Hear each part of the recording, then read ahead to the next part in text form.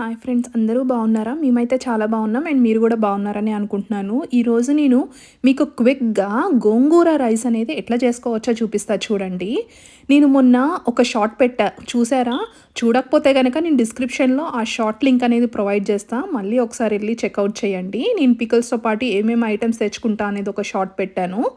ఇదెట్లా చేసుకోవాలంటే, మనము పోపు పెట్టుకుంటాం గదండీ! సేమ్ ఆ పోపులోనే నేనిక్కడ ఊరమిరపకాయలేసుకున్నా. ఎందుకంటే, ఆ టేస్ట్ బావుంటది గాబట్టి, నేను ఊరమిరపకాయలు అండ్ పచ్చిమిర్చి ఫర్ స్పైస్ కోసం నేను యాడ్ దీనిలో మనము తెచ్చుకున్న గోంగూరని ఒక 2 స్పూన్స్ యాడ్ చేసుకున్నా. ఇది ఓన్లీ నా కోసమే చేసుకుంటున్నాను కాబట్టి నేను ఓన్లీ 2 స్పూన్స్ నాకెంత వరకు కావాలో అంతవరకు యాడ్ చేసుకున్నా అనమాట.